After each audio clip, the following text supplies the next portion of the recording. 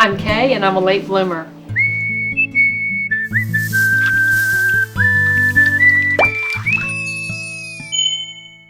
It's New Year's Day and I wanted to share with you my first experience growing peppers.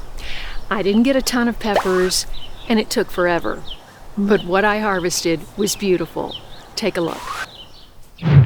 This pepper story begins a full year ago. I got interested in growing peppers from a Facebook vegetable growing group I belong to, and some of those folks are quite serious about peppers. I caught the bug.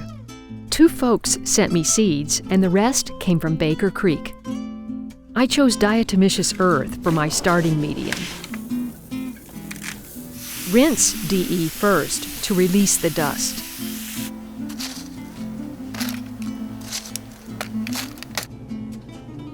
I seeded 72 cells on January 15th, 8 varieties total, 4 sweet and 4 hot.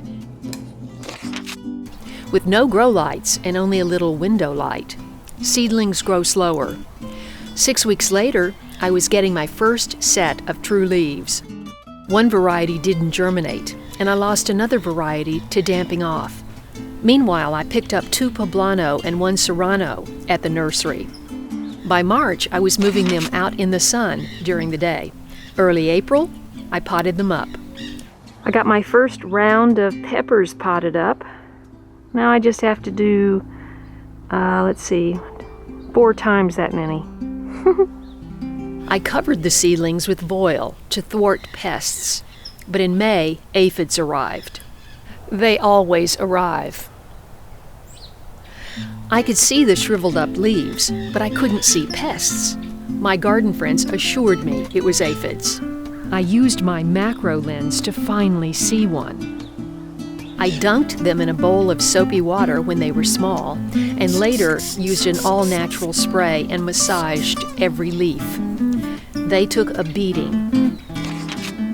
On June 4th, my friend Steve and I planted 7 peppers in a planter at my neighbor's. That was quite a job because we had to remove all the heavy, wet clay soil and replace it with plant mix that would drain well. Peppers require good drainage. The planter got full sun all afternoon, so I covered the starts for the first 2 weeks with shade cloth. It took me forever to get the seedlings planted because I was so busy with my tomatoes. Did you see my tomato epic? It was June 19th before I got around to planting 21 in pots. The finishing touch? Adding worms to each pot. Plants in the ground would be visited by worms. Worms eat organic matter and their castings provide nutrients to plant roots. I considered drainage, cost, and portability when I chose to plant in cloth pots. Now these come with handles, and I kind of wish I'd gotten those. The 3-gallon size worked fine for the small peppers, but the poblanos, they're 3 feet tall and they could have benefited from a 5-gallon size. That left 28 plants for me to manage. Just when the plants were settling in, pests arrived en masse. Then another attack from my nemesis, aphids. This thing is covered in aphids. And I gotta blast these delicate little leaves, unfortunately. So I started spraying my peppers for aphids, and look what I discovered on the back of this leaf. That's a cocoon inside of a web, and there's an aphid. Good heavens. But in July, they started setting fruit.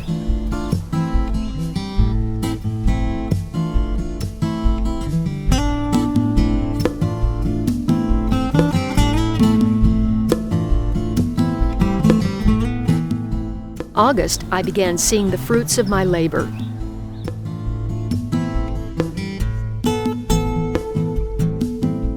My real estate was tied up in tomatoes, so peppers got maximum sun on the walkway and driveway. Peppers do well in pots, but you must fertilize on a regular basis.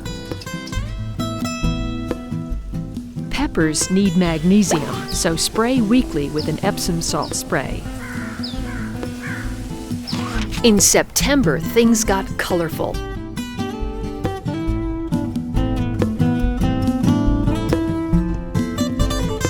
I moved the pots into the yard where my best tomatoes had been, and they were happier with more sun.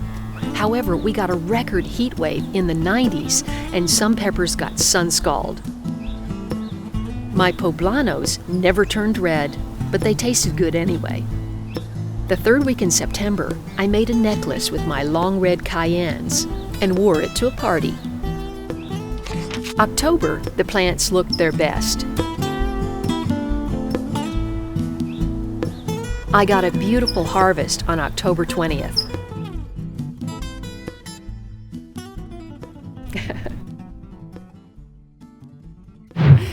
What variety of pepper do you like to grow? Please let me know. And if you enjoyed this video, please share with friends and help Late Bloomer grow. I'm Kaye, I'm a late bloomer. Thanks for watching. See you next time.